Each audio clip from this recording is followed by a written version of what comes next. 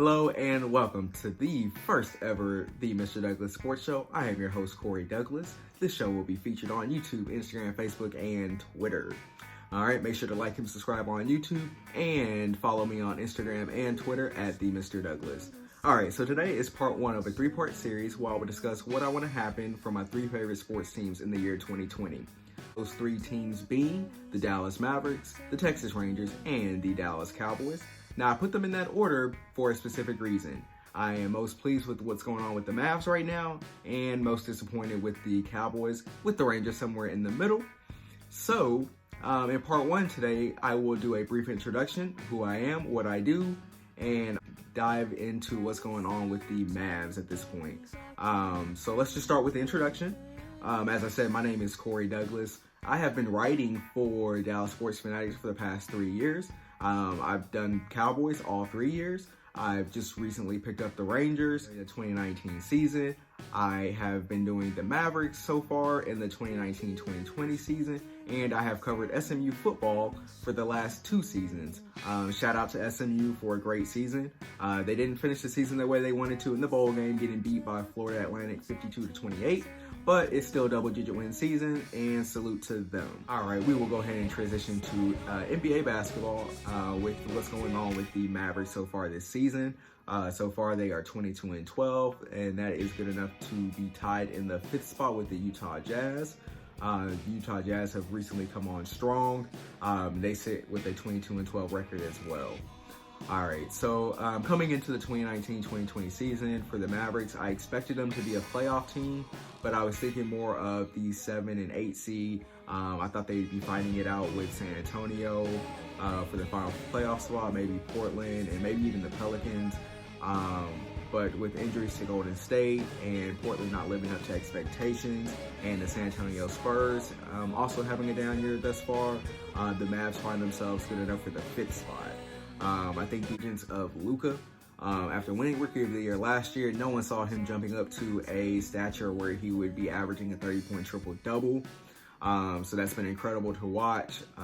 At this point, Mavs are must-see TV every night because of Luka.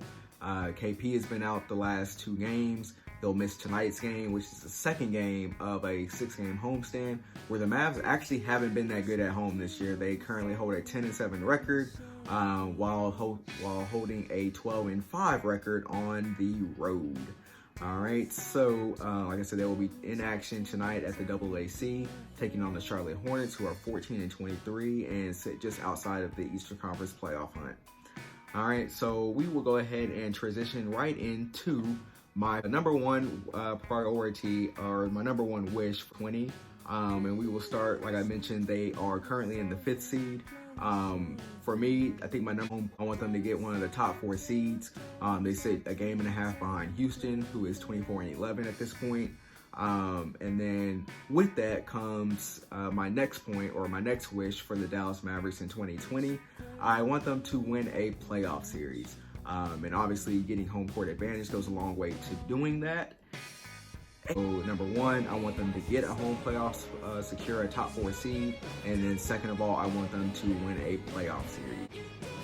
All right, so then we get to after the season's concluded, or not even after the season's concluded. I think I want them to grab a third guy that can create his own shot.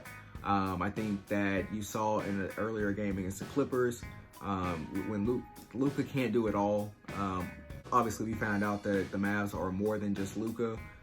When he was out for the probably the toughest stretch of the season, when they took on the Miami Heat, the Milwaukee Bucks, the Boston Celtics, Philadelphia 76ers, and Toronto Raptors in a 5-game swing.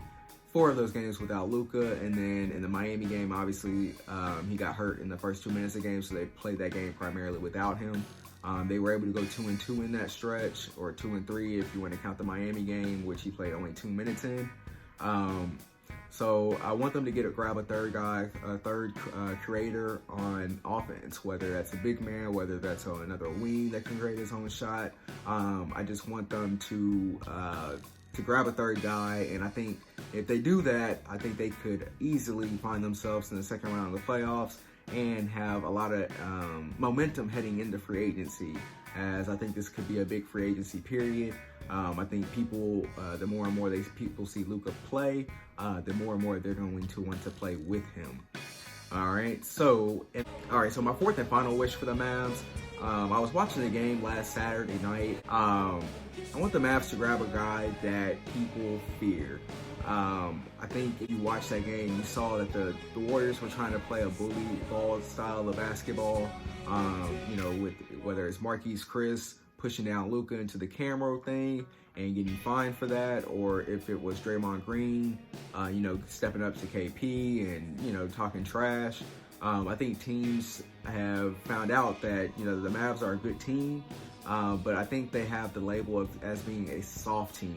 So I think having a guy that people fear and a guy that kind of handles the dirty work, so to speak, will be big for the Mavs going forward. So obviously, I don't like seeing how teams approach that way. Obviously, these are grown men and, they can handle for themselves. But having a guy that can handle the dirty work for Luka and KP, I think that is crucial. So to recap, my 2020 Mavs wish list is I want the Mavs to grab a top 4 seed in the West. I want them to win a playoff series. I want them to grab a third playmaker, whether that's a big or a guy on the perimeter. And I want them to grab a guy that can handle Luka and KP's dirty work. So with that being said, I actually put together a wish list of guys that are around the league who may be available via trade before the trade deadline in February, which is February 6th. Number 1 on that list is Andre Drummond. He's averaging 17 points and 15 rebounds a game.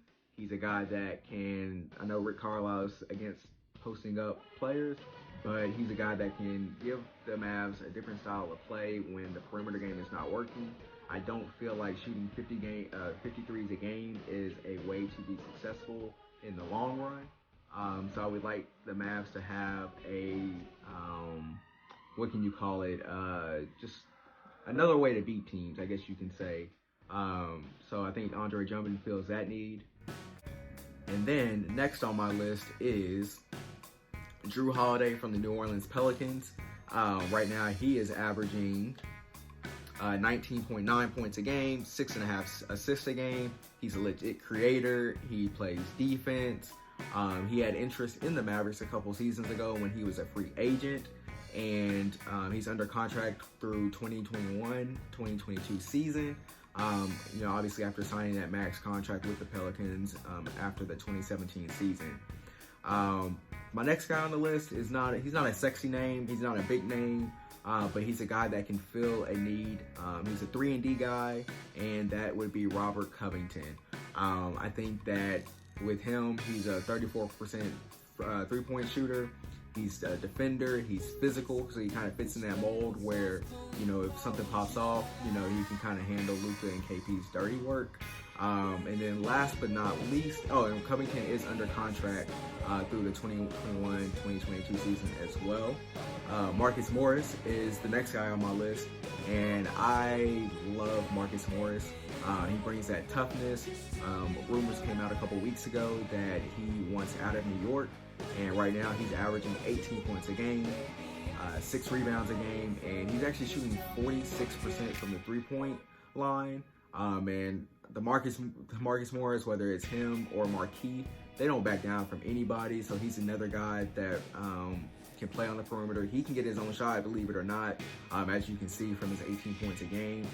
He is a free agent after this season, so I think that you might not have to give up as much for him to bring him into this team. But I think one of the X factors is that I don't know if the Knicks are going to want to trade with us again. We kind of stole KP from him, and we handed him Dennis Smith Jr. And if you haven't heard, Dennis Smith Jr. is not very good. He's kind of falling out of the rotation. He wants out of New York now. Those 4 guys, Andre Drummond, Jrue Holiday, Robert Covington, Marcus Morris, it would be great if the Mavs could acquire maybe 1 or 2 of those type of guys. And I think that could help them make noise in the playoffs. So that concludes the Mavs portion of this 2020 wish list. Next up, we have the Texas Rangers, and I will see you on part 2. Thank you.